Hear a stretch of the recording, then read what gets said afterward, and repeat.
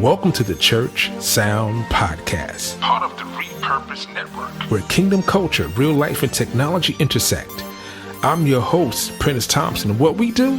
We talk to real people, pastors, leaders, engineers, tech people, manufacturers, worship leaders, all about church, technology, and provide solutions for a successful Sunday morning service. You ready? It's time to take a ride. Let's go.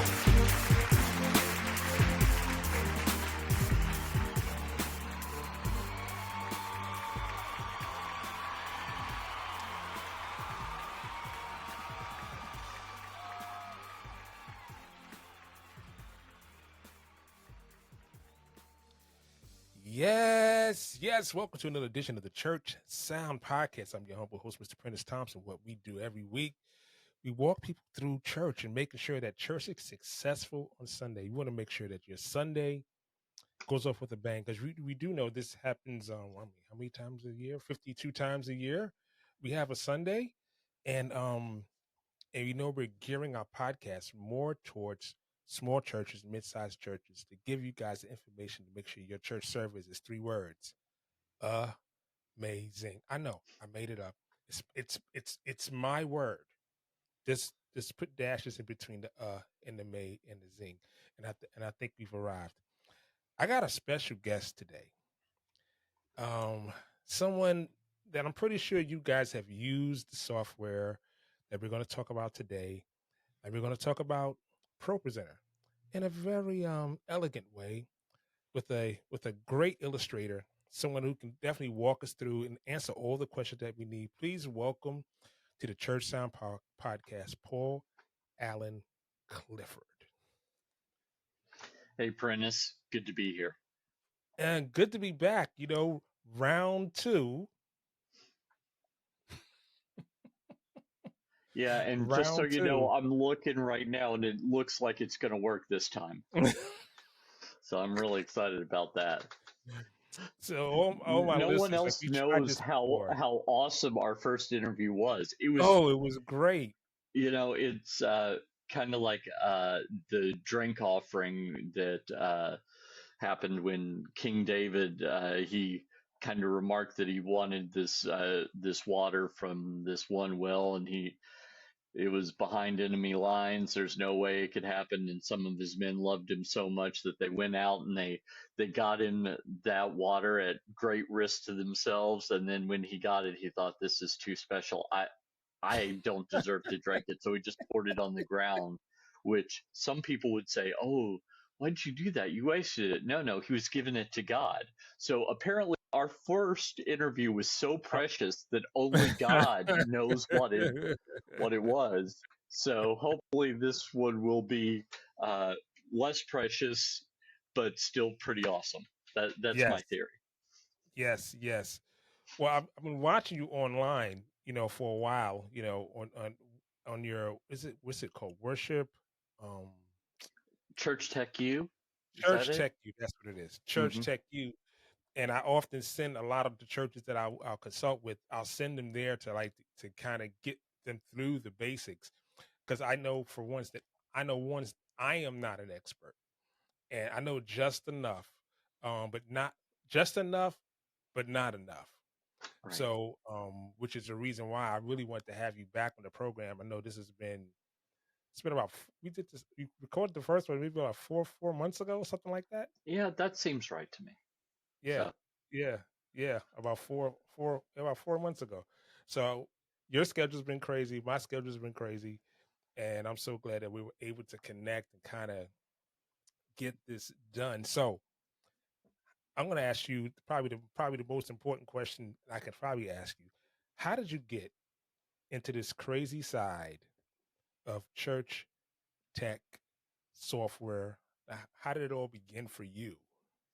Well, so back like 1998, 1999, something like that. So a little bit of time ago, I was actually at seminary getting a master's of divinity, like a preacher's degree. And I took kind of just because I thought that it was going to be a bunny class and I'd make an A and everything.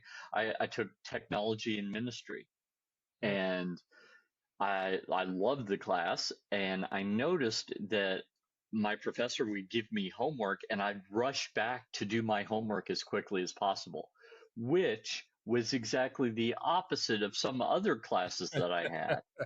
So I literally had a class where I had a paper that was an entire semester late. Like it was due at the end of one semester. They give me an incomplete, and I turned it in at the end of the next semester. I no longer had that class, and I turned in the paper an entire semester late. So I thought, well, that probably means something.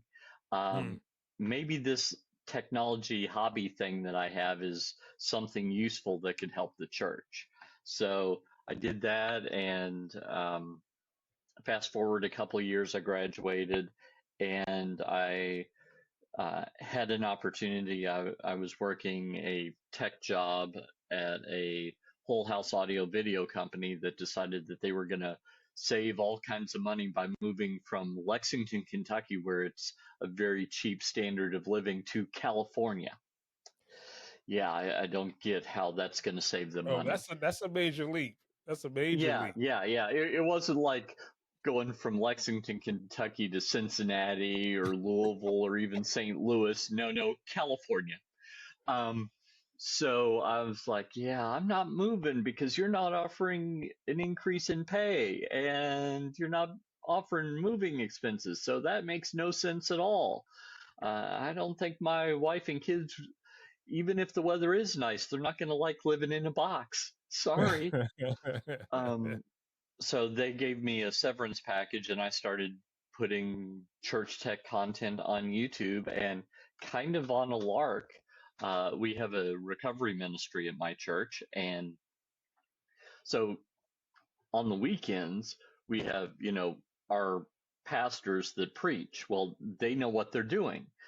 But during this recovery ministry, we had like two lawyers, a woman that works for drug court, a guy that works for, oddly enough, a toy selling company. Wow. Um, so just all sorts of what a lot of churches call lay people. They're just not in ministry. So they would give me their notes when they were going to talk about what they'd done to get over their addictions. And the lawyers, it looked like a legal brief. So like it's got all the tabs and everything, and then the woman from the drug court, she was more tech savvy, but she would always give me a PowerPoint. Well, we didn't even have PowerPoint on that machine. The Wow. other dude gave me a Microsoft Word document where any images he'd embed like a little postage stamp version of the image in the document. And I'd be like, dude, where'd you get Wow. that? Because I pulled it out of the document that you emailed me, and I put it up on the screen, and there's like a 3 by 2 block of pixels. I mean, it's just horrid. So, kind of on a lark, I already had a YouTube channel. The earliest videos are just kind of fun things that I posted, What which, year? What year was that? so this is probably 2011. Okay. So I recorded a screencast on how to make the notes so that they were easy for them and easy for me, like a win-win. So I'm like, just give me a text document with the bulleted list of what you want, and I'll format that in ProPresenter. If you have an image, just put that into a folder and give that to me too. If you've got a video clip, same thing. Just make it as dead simple as possible. That will save you time and it'll save me time, and we'll have a better product on the screen. So, Right. not that the people that are trying to recover really cared as much how good it was, but if it could be easier and it could be better, why not do that? Right? Right. So I did that, and I had other church tech related stuff on that YouTube channel, and I get like, 4 or 5 views. This was like 20. And, that's not a lot of people, but it's 4 or 5 times as many people. So I'm Mm. like, well, maybe I should do more of that. And that's how I got to be the guy that does all the ProPresenter tutorials. I just kept doing what people were asking for by watching them.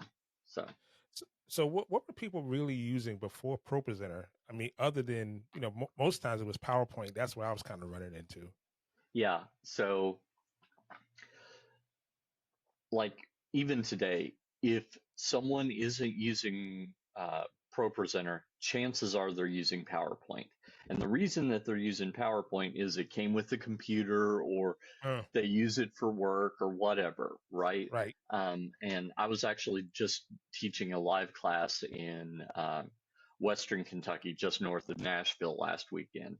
And someone said, you said that PowerPoint isn't very good for this. Well, why is that? Well, let's go through some reasons. It's not designed for church. So usually when you make a PowerPoint presentation, that's the way that it is, and you're just going to go 1, 2, 3, 4, 5, just in order every time. I don't know about your church, Prentice, or those that are listening. Maybe it's not that. Maybe it's just my church. But it seems like the worship leader either forgets where he or she is or the Holy Uh, Spirit moves them. I'm not uh. judging which it is. I'm just saying I didn't know where it was, right? So ProPresenter and other worship software allow you to skip through stuff really easy. And that way, if one of those things happens, again, I'm not judging. If one Right. of those happens, then you can recover pretty quickly Right. as opposed to in PowerPoint. If you don't have a printout, you're like hitting the space bar really fast, trying to get to where it is. And then you think, oh, maybe it was before that, maybe they Right. repeated something.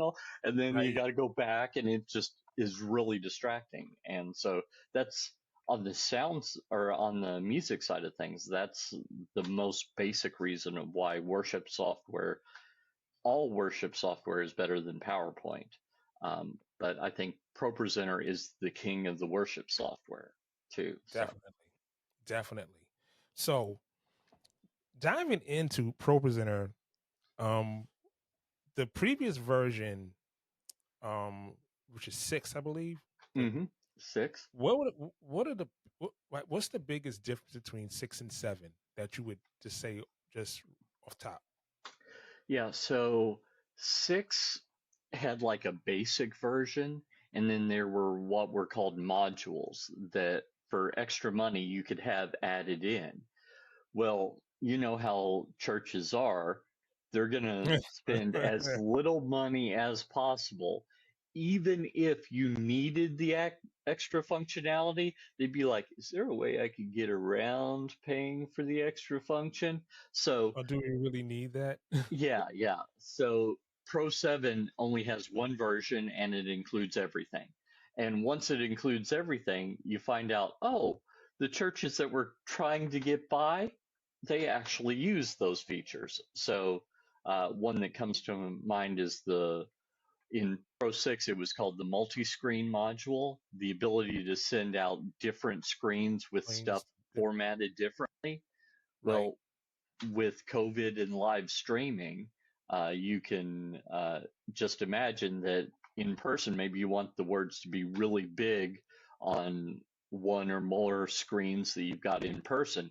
But when you're sending it out on a live stream, you probably want the words lower third of the right, screen, what we call right. a lower third. So you can do both at the same time with a single computer with ProPresenter 7 without buying extra modules. So that's one thing that was huge. Inside of ProPresenter, it's kind of like a treasure box. You open one thing, it's like, I didn't know it did that. You open another thing, I didn't know it did that. You open Hmm. another thing, it's like, how can it does this? 'Cause it's just kind of like the gift that keeps on giving in a sense. It's like it's the Christmas present that if you get past one wrapper, it's the next wrapper. And a lot of times you don't even know that until a an event comes along where you actually need that function that you go like, I Hmm. wonder if it can do this. And then you say, oh, what's this window? And what's this drop window? And after a while you're like, I had no idea. So inside of that question, what is the most common question that you normally get? I'm gonna say top three. Let's go top three. Okay. Well, so probably the top one is, uh-oh, I opened up ProPresenter and the slide previews look all kinds of wonky. They look totally different than how they look on the little preview monitor section in ProPresenter.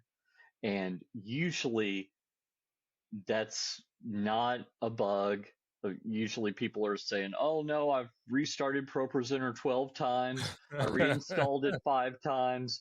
Nothing seems to work. What is it? Uh, that's actually a feature. You and I both are wearing glasses, right? And I'm a little older than you, I think. I'm 50, just turned 50 in December. And so for stuff that's up close, I've got bifocals. They're no line bifocals, but bifocals nonetheless. So Right. that's actually a feature to help old guys like me be able to read it. But you can accidentally turn it on if you accidentally double tap the tilde key, the one underneath the escape key. If you Right. accidentally double tap that, then it will uh, turn that on. And so I think that's what happens is someone accidentally hits the keyboard with their hand or their sleeve or something falls on the keyboard and it does that and they're like, uh, what happened? It's What happened? broken. No, that's a feature. Uninstall, reinstall, uninstall, reinstall, but you still have to save issues. As soon as you pull it up, it's going Right, it right. defaults back to your keyboard script. Yep. So all the all the user files are totally separate. So most of the time when people have a problem, and this is probably the second thing, is they'll think, oh, it's something wrong with ProPresenter itself. Most of the time, that's not true. Most of the time, the problem is with one of their files, like a song has Mm, something that's gotten wrong with it, it didn't save right or something like that, and ProPresenter didn't like that. And it can even be the case, this has bit me a couple of times, that an older version won't be as picky as a newer version. really? So, yeah. So, I think so here's what happened. One time, I'm a beta tester, so I am not currently using the beta version, but that's because they haven't announced a beta version since they upgraded it like earlier this week as we're recording. So, but that's atypical. So I'd gotten a beta version and it wouldn't fire up. I downgraded, it worked fine. Then I reached out to their tech support and they said, just humor us on this. Why don't you try it with all of your user files moved into a different folder and see if it fires up? And it did. And I'm like, oh, I Wow. should have known. And I turns out it was one song that saved wrong or something. And the older Uh, version wasn't as picky as the newer newer version was. And so I thought it was the newer version. And 9 times out of 10, maybe 99 out of 100, when someone says, "Oh, ProPresenter, the newer versions are all buggy. They don't work at all." Yeah, it turns out to be it's one of their files that the newer version is more picky on something that is wrong with that particular file. And once wow. they get rid of that song or they remake it or whatever, oh, all of a sudden the buggy version, quote unquote, it it works perfectly fine. So I have to talk about that a lot in the ProPresenter users community. Those two things Wow. for sure. Um, Wow. so That's another, hilarious. yeah, and look, I fell victim to it myself, right? So I'm speaking from experience. Everything I know about ProPresenter is from experience. I'm a volunteer at my church, um, and I just happen to have liked the features of ProPresenter when the tech director introduced it to me, and we don't have that guy there anymore. Um, so I'm I've been around at my church since not long after I started doing church tech. But um, so I fell in love with the software, and everything I know is from experience. Never worked for Renewed Vision, don't currently work for Renewed Vision. I'm just, like I say to people that ask, I'm their biggest fan. So you you asked for top three. Probably the third thing is, I think I mentioned it earlier, the ability to send out the same lyrics formatted two different ways or more. You could potentially format the same lyrics or sermon notes or what have you, 7 or 8 ways at a time. Not that most churches would need that many, but it is possible to do. Great. So you know what I want to do is because I know when I first got when I first got it, when I first started working with it at the church I was at, the it, it's not like audio software because that's kind of what I'm used to, Hmm. and the functionality was always a little different because I didn't understand because I understood ProPresenter because I knew how to use that for years. I understood audio software and setting up the lyrics. It would I s- you have to go back to this screen and come here. Can you illustrate like setting up a worship for lyrics and then kind of show us some of the features that's very important to have or very important to understand, especially with someone who is not as knowledgeable and comes from like say like a pro presenter background and say, you know, because we understand, like you said earlier, going back to we're going back to the chorus. Hmm. Like, how do you navigate that inside a pro presenter without someone turning around going like, what the heck is going on? Right, right. And you know, the first person turning around, I'm again, probably you don't have this guy at your church, but at my church, it's probably the guy that is convinced that the screen is of the devil to begin with, Oh and yes. and Yes. complains about everything. Like, Yeah. I'm reading the fruit of the spirit, buddy, and complaining is not listed there. The way you do it, you'd think, yeah, it's number one. That, you know, and these three remain: faith, hope, and love. And the greatest of these is complaining.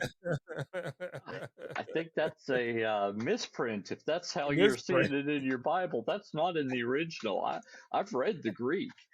Um, so anyway, let me if you want me to, I'll go ahead and share my Yeah, screen and share I'll your bring screen. in Yeah. a song Yeah. and then we'll go from there. So Yeah. let me Sounds good. just click on the appropriate button here in uh, Riverside and click share, and there we go. So this is Pro 7. This is 7.16. So Renewed Vision, like usually 3 or 4 times a year, they update some major feature, and in between they do bug fixes. So this is 7.16. It's the shipping version as we're recording it.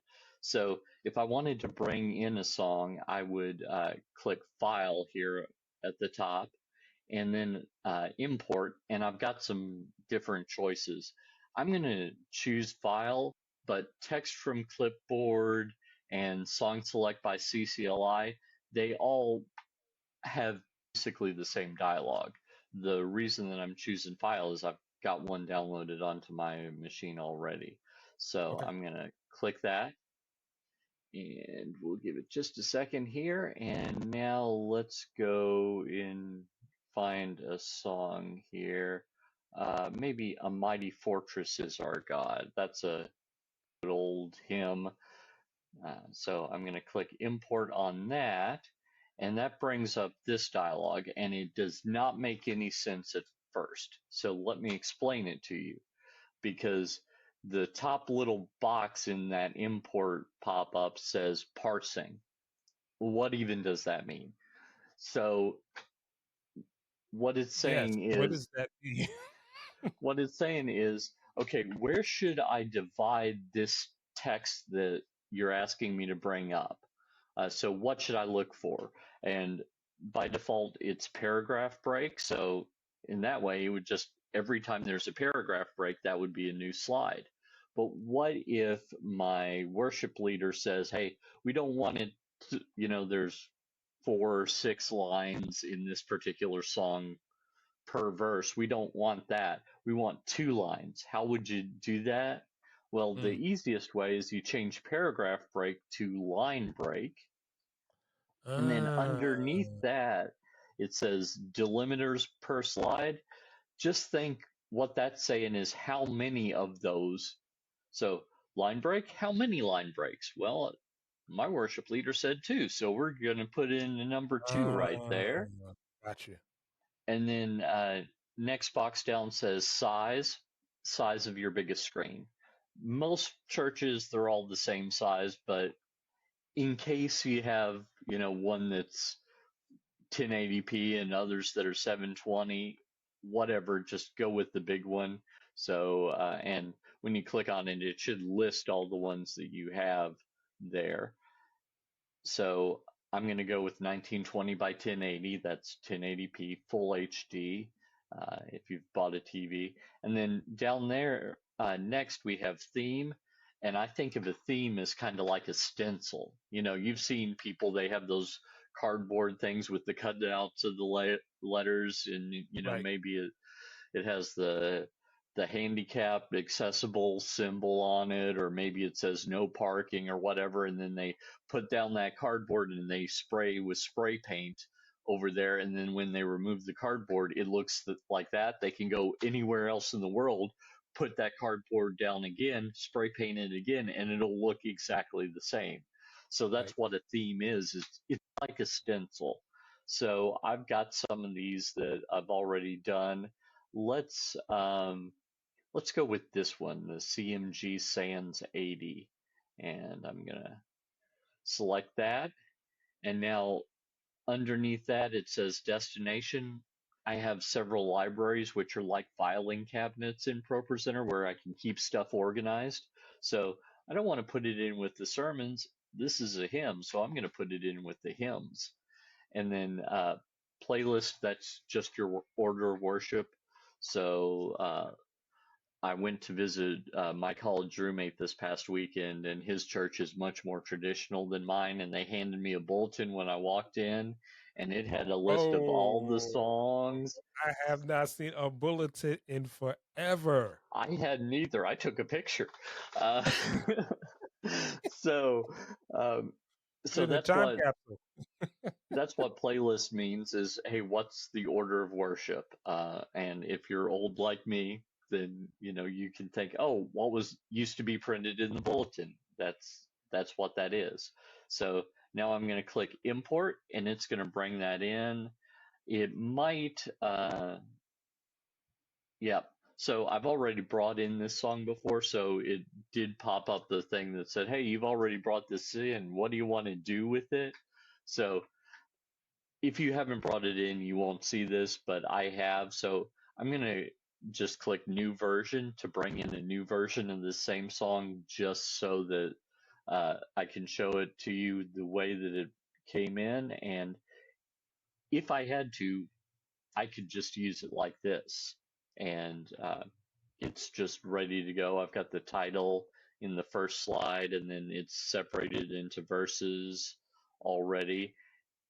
You will notice, though, that on some of these verses, I told it to bring in 3 or 2, but it brought in 3, and that's because they're longer verses, and it was Mm. like, I got to squish it into that space, so one of the words went to the next line. So I could go into the editor and tweak that, but what I'm going to do is upper left-hand corner, there's a little button that says text. I'm going to click on it, and there's a little thing that says size, and I'm just going to click on the down arrow until all of those squish Oh. down. You know, it might be just a couple where no one's going to notice that this song is just a hair smaller than the others, but they might notice that there were 3 lines in some of the slides Oh, and right. notice. I've fixed that. So That's a nice quick fix. 'Cause I've I've done the edit thing and drove myself crazy. right. So there you go. Now that's ready to go. And notice that I've got verses and everything. One thing you might notice is there's a little letter in the upper left-hand corner of the slide that is labeled verse 1. Same thing for verse 2, verse 3, and so on. If I had choruses and bridges, it would be the same thing. Well, those are what we call hotkeys.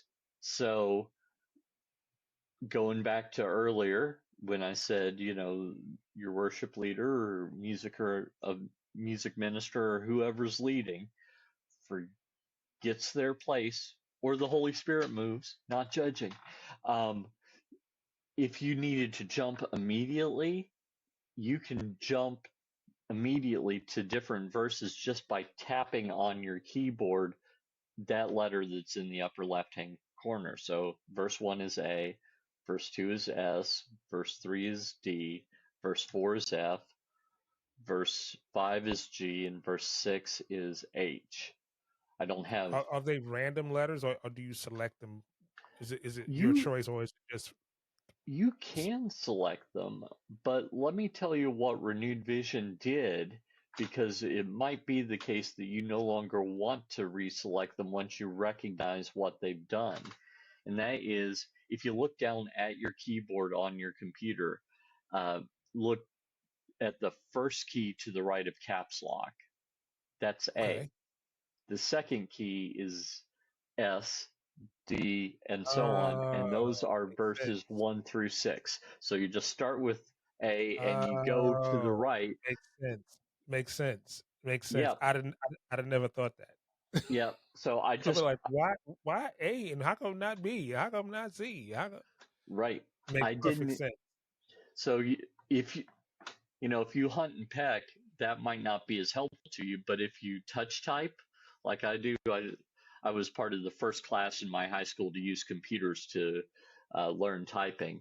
And so I touch type. So I might be looking, and if I hear that they're singing verse 4 and I notice, oh, yeah, it's verse 4, I know that I can just hit my index finger on my left hand and it'll jump to that. Or verse 1, pinky on my left hand because that's A. So that's 6 verses right there. Uh, if you go to bridge, well, bridge starts with B. So that's bridge 1. Let's have 3 possible bridges. So we'll go to the right again. N, as in And M. November, is bridge 2, and bridge 3 is M, as in Mike. So That's very intuitive. it is. I would have never thought, because it always bugged me. I was like, I don't understand why, how come, but it makes sense because it's intuitive. With okay, your left hand 1 2 3 4, your right hand 1 2 3 4. However you normally not going to have more than 3 bridges, because Right. so it Yeah. kind of makes sense. And same thing for the chorus, although this is where they break the rule because it chorus starts with C. That makes sense to me. But if they wanted 3 choruses and you went to the right, you'd bump into the bridges. So instead, they go to the left. Left So chorus 1 is C, chorus 2 is X, and X chorus 3 is Z. is Z. Or Z if you're Canadian. I know you're up in the New York area, Prentice. So, there might be some people that listen that are just across the way from you that they would say it's Z. But yeah, so that's most of them. There's I for intro, O for outro, um, you know, That's stuff very like that. intuitive. But It's yeah, very intuitive. yeah, once you know it, it's like, oh, well, that's obvious, but it was just one of those things that I happened to notice. It was just a fluke. One day I'm like, wait a second. And I'm like looking at the keyboard and comparing. So, yeah. So you can also, just like PowerPoint, you can type in the number of the slide and then enter or return depending on your keyboard. So, if you're going to slide 14, you can type 1, 4, enter, and it'll hop there. You can click with your mouse if you want to. Spacebar or right arrow key both move to the right. Left arrow key moves to the left. I tend to use the spacebar because that sucker's just big.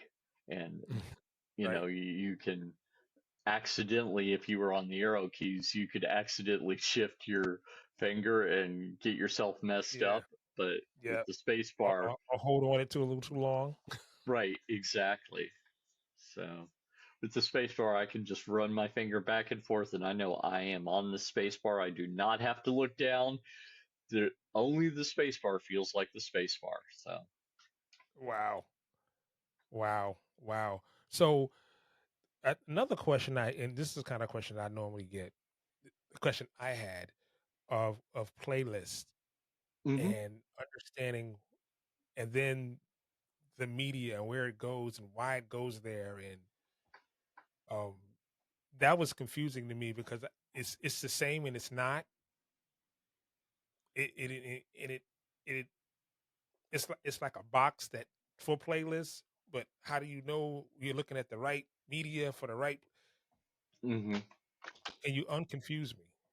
Yeah, so remember that I said that a playlist is like the order of worship on the bulletin at an old school church, right? Right. So here in the upper left-hand corner, we've got libraries. That's where stuff is stored when you're not using it. And then underneath that is the playlist. And I would make a new playlist for every Sunday service. And then when you don't need it anymore, you can delete it or archive it, whatever.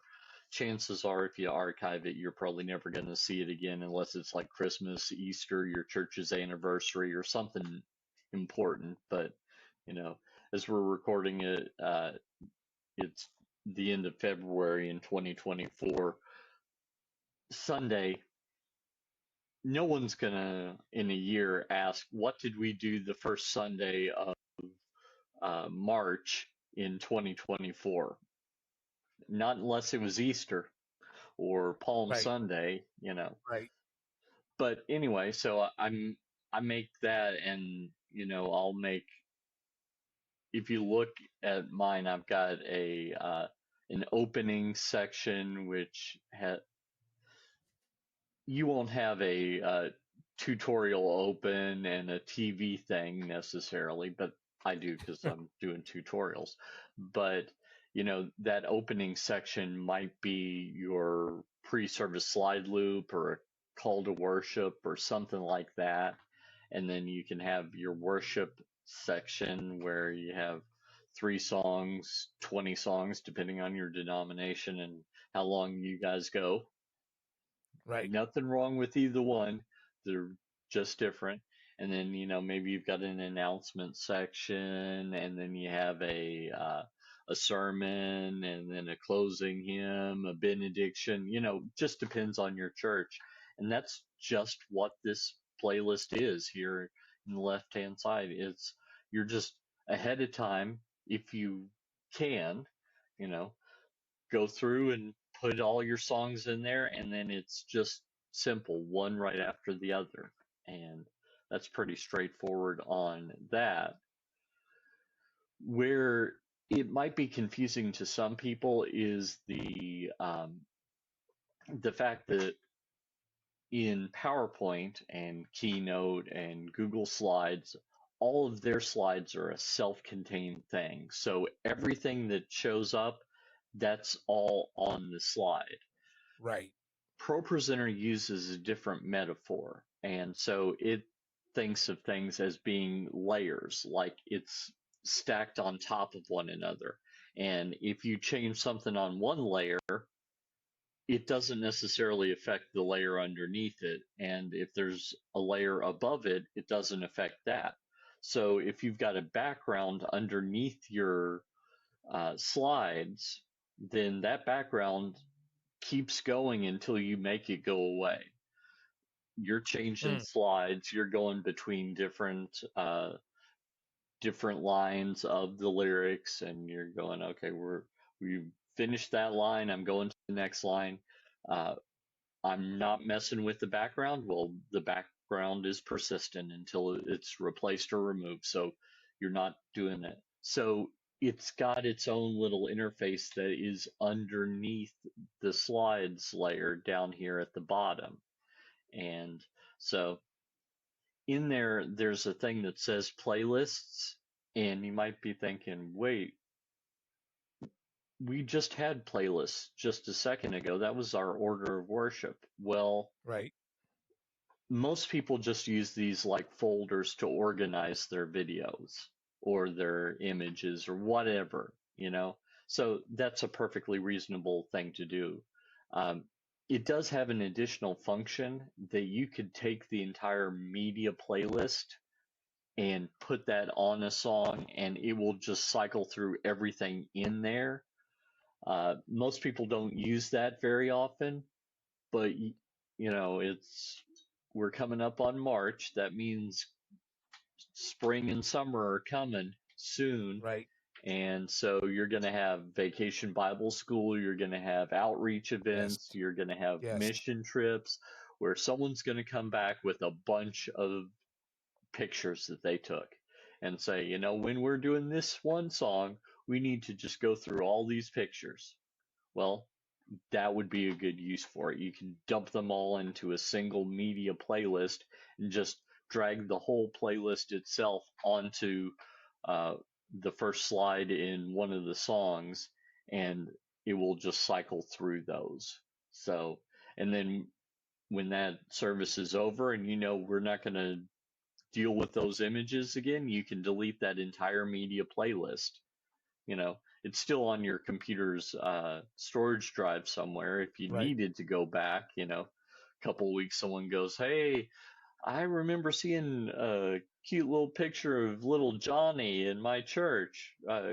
You know, he's my grandbaby. Could you show me my grandbaby's picture?"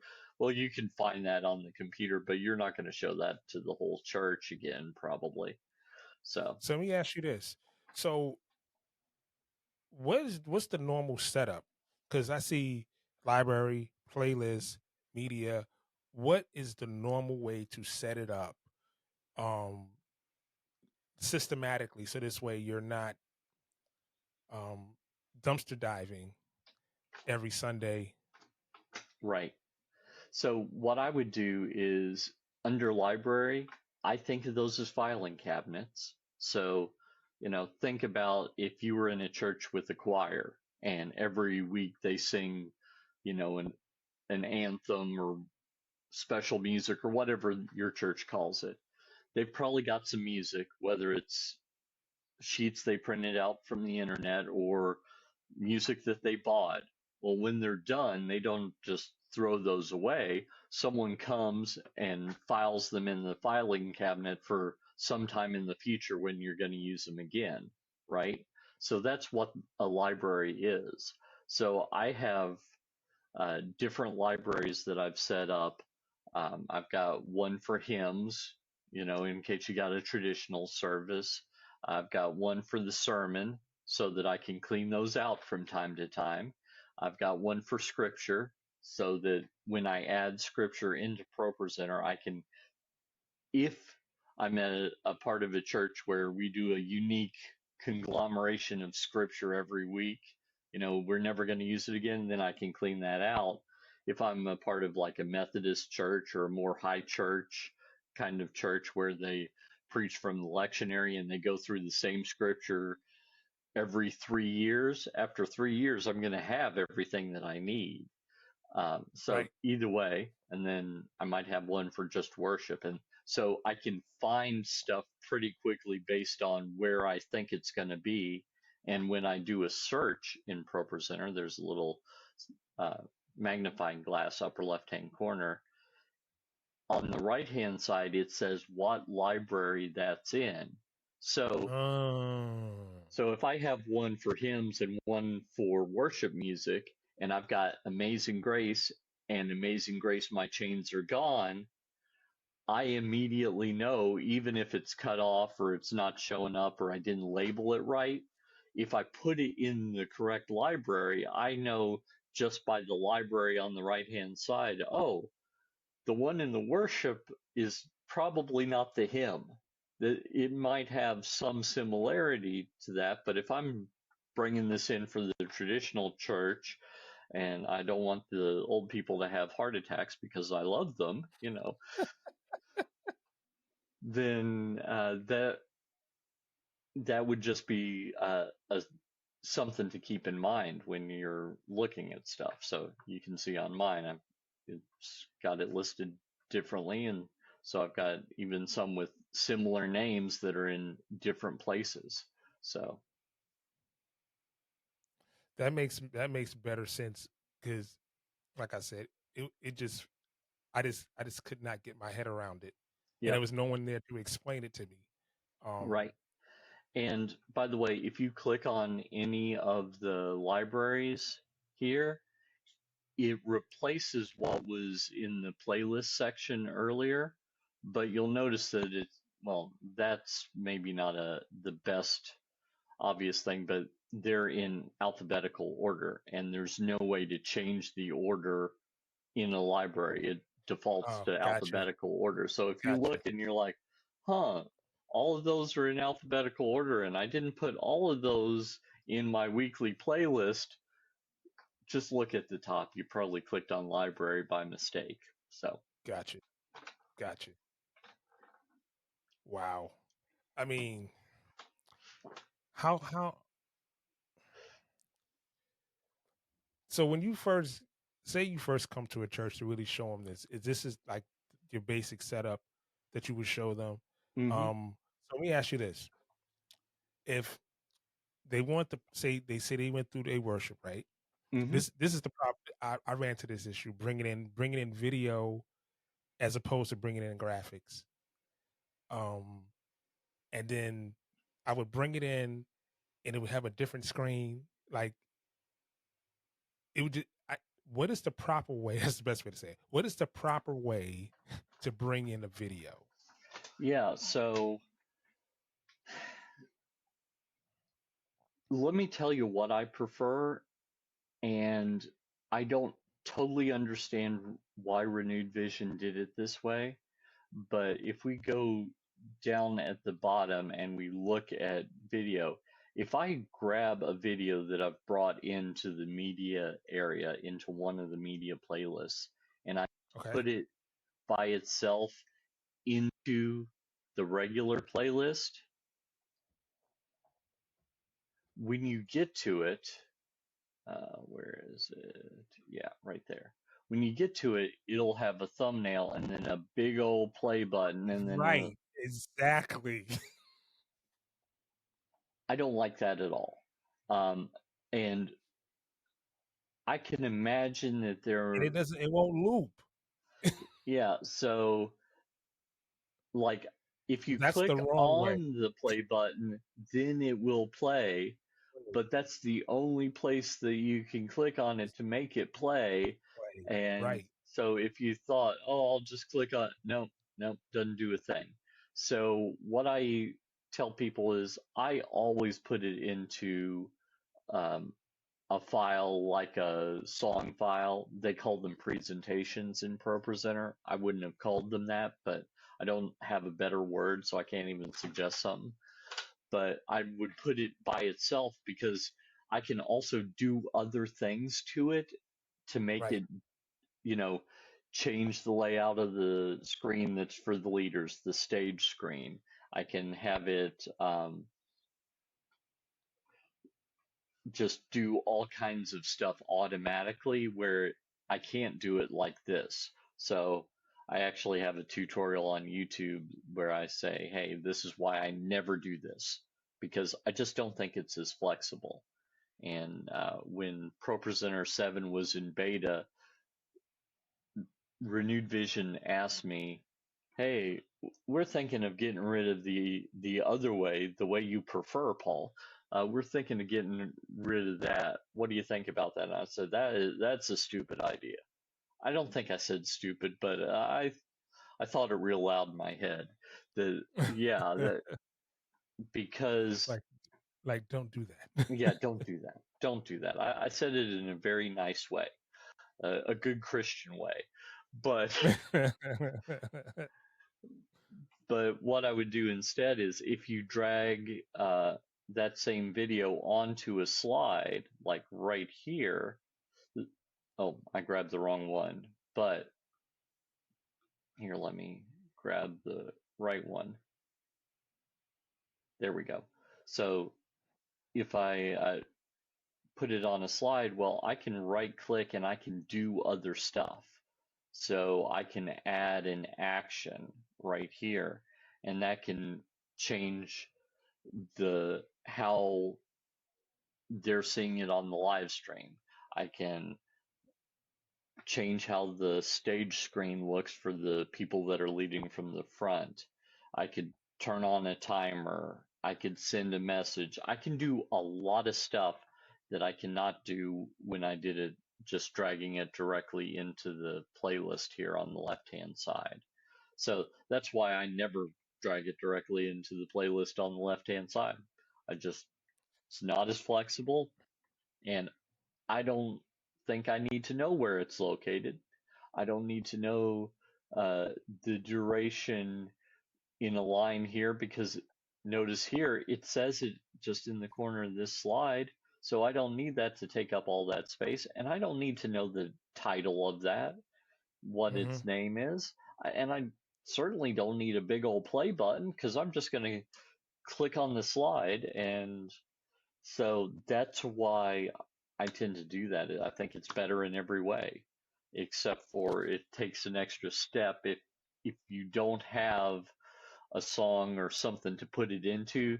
You would probably have to create your own uh, a new little, like a song but only one slide. But that's the Hmm. only downside to doing it that way. So if they say they're pulling in like a video announcement, you would Hmm. do the same way, like make a slide and pull the video in on a slide. That's exactly what I would do. Okay. And so, like a video announcement, maybe a movie clip. We're coming up on Easter. Sorry, bad news for church techies. We love what Easter means, but sometimes it means we don't get to spend as much time with our families, because That is so true. things can be a little stressful at church, and a lot of us are volunteers, and we're happy to give that time to the Lord. But um, so if the entire point of that slide is the video, if you right click on any video, like the third choice down is behavior, and background means it's persistent. So it's going to continue on to any new slides. But if it's Gotcha. an announcement video, for example, chances are you don't want that to happen. When it ends, you want to move on to the next thing, whether that Right. is, The next a song song or a or the slide, sermon. whatever it Right. is. So you'd change that to foreground. And that, when you do that, it acts more like a slide, except it's a video. So Gotcha. so yeah, that's what I would do. And that also affects if you wanted to add a timer to it. Um, the timer at that point becomes, when this video ends, how long before I go to the next slide? So most of the time that's 0 or 1, you know. Hmm. If you wanted to wait just a hair, you would say 1, but in general it's going to be 0, as opposed to, who knows how long this video clip is. I wanted to go after that duration. Well, I can do that with a background by putting, let's say the video clip is 32 and a half seconds. I can put a 32 and a half second timer on that, but it's just going to be different every single video clip, right? Unless they're all exactly 30 seconds or they're all exactly 15 seconds, and chances of that are pretty slim. So that's some other advantages of changing it to a foreground. It's still Foreground instead playing of a from back. the video layer underneath the slides, but it's just acting more like a slide, if that helps. Gotcha. Gotcha. Ladies and gentlemen, boys and girls, we could stay here all day, like literally all day, Yep. because Paul is like the ProPresenter guru, and I've seen his presentation, um and this is surface. This is really just surface.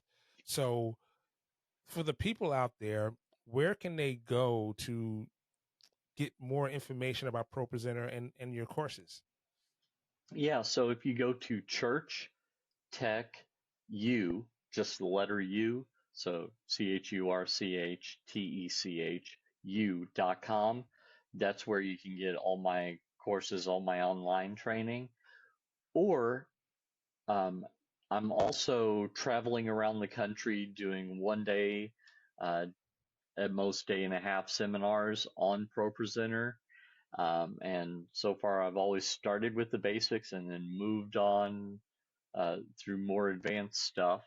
And so, if you wanted to do that, I've got a short link. My company's name is Trinity Digital Media. So it's tdm.fyi, like for your information, tdm.fyi/events 24. So those are all the events that I'm teaching at right now, and it could be that I'm coming near you real soon. I know there's someone in the New York area, Apprentice, that wants me to come. We don't have a date yet, so I can't announce that. But so it could be that we could see each other in person again sometime soon, and that'll be cool. Yeah, that'd be great. That'd be great. If you could unshare your screen so I can see you Yeah, full screen, absolutely. that'd be great. That'd be great. So those of I'm pretty sure if you've been listening, um, you know that you should have gone to the YouTube channel to watch it because Paul walked us through some very important setup and basic setup for ProPresenter. So make sure you go do that. Make sure you go check out all of his information on his website. There will be links in the show notes for all of his stuff and all of his speaking events as well. And I'm looking forward to seeing you in person. Are you going to NAB or Infocom? I am not. Okay. So maybe next Okay. year. We'll see. Maybe next year. We'll see. Yeah. Well, there you have it, ladies and gentlemen, boys and girls, cats and dogs of all ages.